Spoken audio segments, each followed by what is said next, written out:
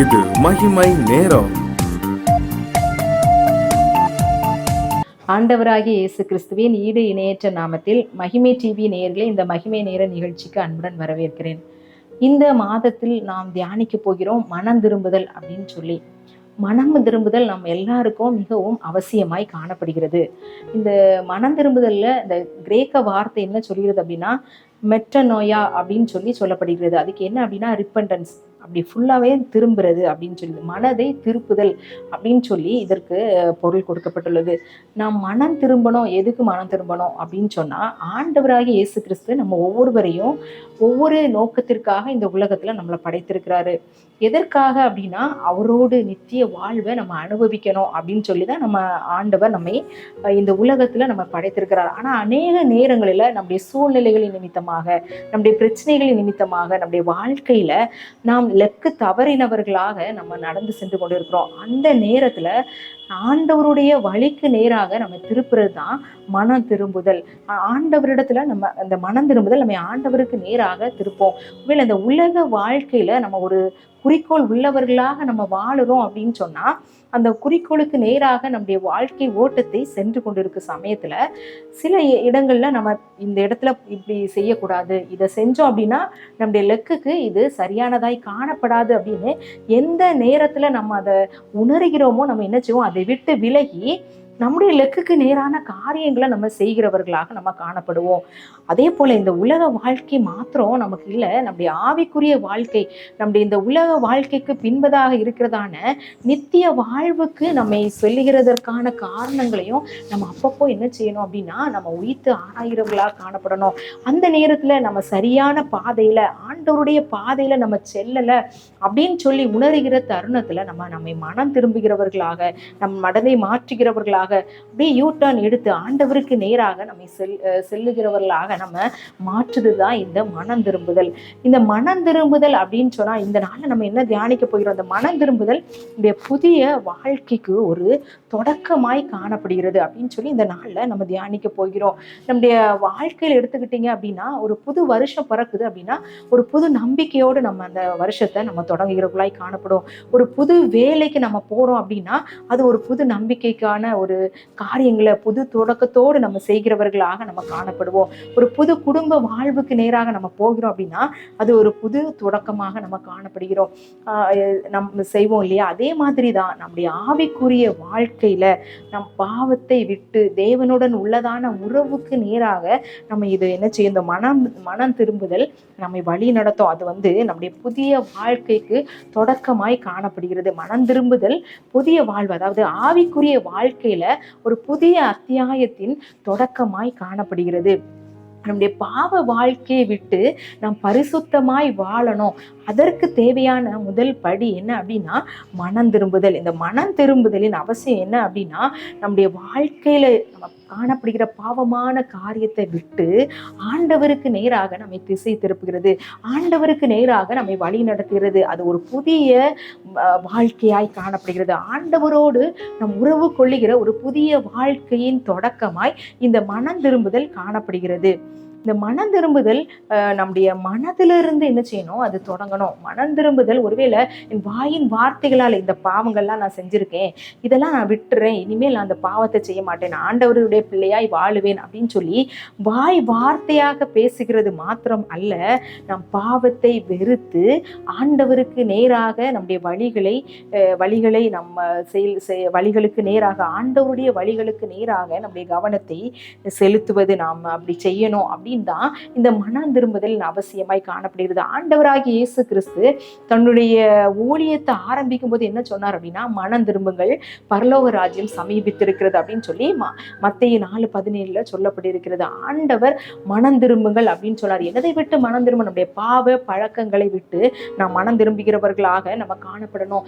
சகேயுடைய வாழ்க்கையை நம்ம எடுத்துக்கொண்டோம் அப்படின்னா அவன் ஆயக்காரனாய், அதிகமான வரி வசூல் செய்கிறவனாய், அநியாயமாய் அவன் வரி வசூல் செய்தவனாய் காணப்பட்டான். ஆனா ஆண்டவராகிய இயேசு கிறிஸ்துவை அவன் சந்தித்த பின்பு அவனுடைய வாழ்க்கை மாறியது. அவன் மனம் திரும்பினான் அப்படின்னு சொல்லி நம்ம பார்க்கலாம். அந்த மனம் திரும்புதல் அவனை ஒரு புதிய மனுஷனாக மாற்றினது. அது ஒரு புது வாழ்வுக்கு அவனுக்கு அது ஒரு தொடக்கமாய் காணப்பட்டது. அதே போல அவனுடைய வாழ்க்கை அந்த மனம் திரும்புதலுக்கு அப்புறமா என்ன நடந்துச்சு அப்படின்னு பார்த்தோம் அப்படின்னா, அவனுடைய பழைய பாவங்களை அவனை விட்டு அகற்றுறான், தூரமாக்குறான். அந்த பாவங்களை அவன் இனி செய்ய மாட்டேன் அப்படின்னு சொல்லி அறிக்கை இடுகிறான். தன் பாவங்களை மறைக்கிறவன் வாழ்வடைய மாட்டான், அவைகளை அறிக்கை செய்து விட்டு விடுகிறவன் இரக்கம் பெறுவான் அப்படின்னு வசனம் சொல்லப்பட்டிருக்கிறது. அநேக நேரங்கள்ல நம்முடைய பாவங்களை அறிக்கையிடுகிறோம், மீண்டுமாக அந்த பாவங்களை செய்கிறவர்களாக நம்ம காணப்படுகிறோம். நம் பாவங்களை விட்டு விடுகிறவர்களாக இருக்கணும். அதுதான் உண்மையான மனம் திரும்புதல். அதை ஆண்டவர் எதிர்பார்க்கிறார்.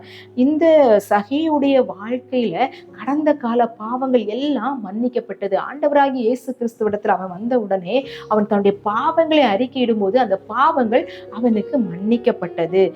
ஏசாயா 1:18 சொல்லப்படுகிறது, உங்கள் பாவங்கள் இரத்தாம்பர சிவப்பா இருந்தாலும் அது பஞ்சை போல வெண்மையாக்குவேன். அது எப்படி இருந்தாலும் நம்முடைய பாவங்களை ஆண்டவர் நம்மை வெண்மையாக்க முடியும். அவருடைய கல்வாரி திரு ரத்தம் நம்மை சுத்தமாக்கும். நம்முடைய பாவங்கள் சிவேர் என்றாலும் உறைந்த மலையை போல அது வெண்மையாகும் அப்படின்னு சொல்லி அந்த வசனம் சொல்லப்பட்டிருக்கிறது.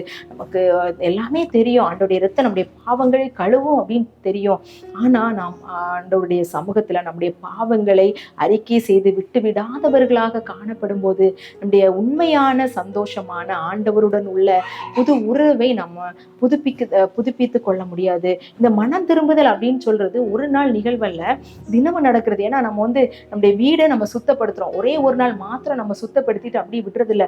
திரும்பி நம்ம ஏன் சுத்தப்படுத்துறோம்? அதுல இருக்க குப்பைகள், தூசிகள் எல்லாவற்றையும் நம்ம அதை சுத்தப்படுத்தி நம்முடைய வீட்டை சுத்தமாக வைத்திருக்கிறோம் இல்லையா? அதே போல நம்முடைய வாழ்விலும் காணப்படுகிற சில காரியங்கள், ஆண்டவருக்கு பிரியமில்லாத காரியங்கள், பாவமான காரியங்கள், இப்படிப்பட்ட சின்ன காரியங்கள் நம்முடைய வாழ்க்கையில நம்மை ஒட்டி கொண்டு இருக்கும் போது நாம் ஆண்டவருக்கு நேராக, அவருடைய வாழ்வில நித்திய ஜீவனுக்கு நேரான ஓட்டத்துல நம்ம ஓட முடியாதபடி அது நம்மை தடுக்கிறதாய் காணப்படும். அதனால ஒவ்வொரு நாளும் நம்மை ஆராய்ந்து பார்த்து நம்முடைய பாவங்களை ஆண்டவருடைய கல்வாரி திரு ரத்தத்தினால கழுவி சுத்திகரித்து உண்மையான மனம் திரும்புதலை பெற்றுக்கொள்ளும் போது ஒரு புதிய வாழ்வுக்கு நேராக நம்ம காணப்படுவோம். அடுத்ததாக இந்த மனம் திரும்புதல் என்ன செய்யும் அப்படின்னா, புதிய வாசலை திறக்கும். இவனுக்கு இந்த சகேயுடைய வாழ்க்கையில எடுத்துக்கிட்டீங்க அப்படின்னா, அவன் எல்லாவற்றையும் விட்டு புதிய மனுஷனானா அவனுக்கு மீட்பு கிடைத்தது. ஆண்டவர் சொன்னார், இவன் ஆபிரகாமுக்கு குமாரனா இருக்கிறான், இந்த வீட்டுக்கு ரட்சிப்பு வந்தது. அப்போ நமக்கு ஒரு புதிய வாசல் திறக்கிறது. புதிய ரட்சிப்புக்கு நேராக ஆண்டவருடைய வாழ்க்கையில அவருடைய அன்பை, அவருடைய அளவில்லாத ஆசீர்வாதத்தை ருசிக்கிற ஒரு வாசல் நமக்கு திறக்கும். எப்போ அப்படின்னா, நம்ம மனம் திரும்பும் போது.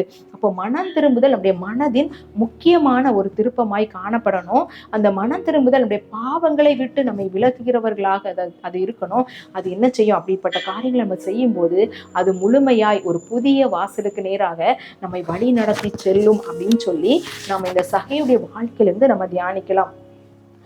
2 கொரிந்தியர் 5:17 சொல்லப்பட்டிருக்கிறது, ஒருவன் கிறிஸ்துவுக்குள் இருந்தால் புது சிருஷ்டியா இருக்கிறார், பழையவைகள் எல்லாம் ஒழிந்து போயின, எல்லாம் புதிதாயினப்போ நம்மளுக்கு ஒரு புது வாசல் திறக்கிறது. நம்ம எல்லாவற்றிலும் புதியவர்களாய் ஆண்டவருடைய வாழ்க்கையில, ஆவிக்குரிய வாழ்க்கையில புதுமையாய் நம்ம மாற்றப்படுவோம் அப்படின்றதுல எந்த விதமான சந்தேகம் இல்லை. நிக்கி கிரஸ் அப்படின்னு சொல்லி ஒரு பிரபலமான ஒரு கேங்ஸ்டர் இருந்தார். அவர் கொள்ளை இப்படிப்பட்டதான காரியங்கள் அதிகமா ஈடுபட்டு கொண்டிருந்தாரு.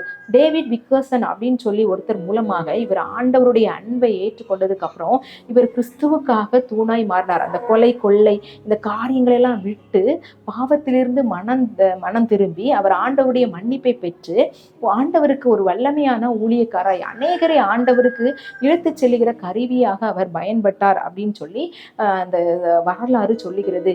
இந்த சகேயுடைய வாழ்க்கையை நம்ம பார்க்கும்போது அப்படிதான்.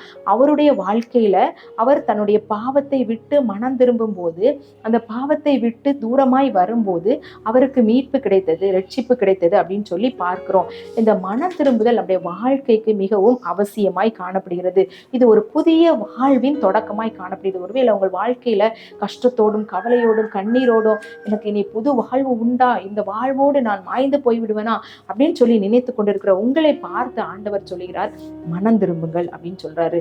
மனம் திரும்பி ஆண்டவருக்கு நேராக உங்களுடைய வாழ்க்கையை திருப்பும் போது, நம்முடைய பாவங்களை விட்டு ஆண்டவருக்கு நேராக அவர் சொல்லுகிற கற்பனைகளின்படி நாம் நடக்கும்போது, அன்புள்ளவர்களாய் நடக்கும்போது புதிய வாழ்வின் தொடக்கமாய் அது காணப்படும்.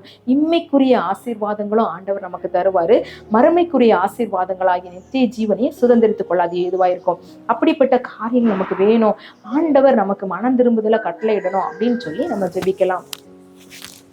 எங்களை அதிகமாய் நேசிக்கிற எங்கள் அன்பின் கர்த்தாவே, இந்த நாளுக்காக உமக்கு நன்றி செலுத்துகிறோம். இந்த நாள்ல மனம் திரும்புதல் அப்படின்னு சொல்லி நாங்க தியானித்தோம். மனம் திரும்புதல் எங்களுடைய புதிய வாழ்க்கைக்கு அது ஒரு தொடக்கமாய் காணப்படுகிறது அப்படின்னு சொல்லி தியானித்தோம். எங்களுடைய வாழ்க்கையில ஆண்டவரே காணப்படுகிற சில காரியங்கள் உமக்கு பிரியமில்லாததாய் காணப்படுகிறது.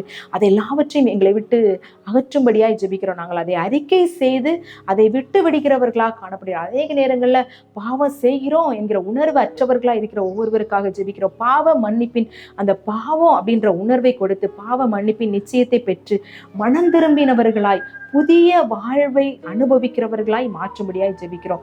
இந்த காரியங்கள்ல இருந்து நாங்கள் கற்றுக்கொண்ட காரியங்களை ஒவ்வொரு நாளும் எங்கள் வாழ்வில் நாங்கள் அபியாசப்படுத்துவோம். தினமும் உமக்குள்ளாக புதுப்பிக்கப்பட்டு மனம் திரும்பினவர்களாக வாழ பரலோகத்தின் ஆசீர்வாதத்தை ருசிக்க எங்களுக்கு கிருபை செய்யுங்க. எங்களை தாழ்த்துகிறோம். நீர் பெருக நாங்கள் சிறுக. இயேசுவின் மூலம் ஜெபம் கேள நல்ல பிதாவே, ஆமென்.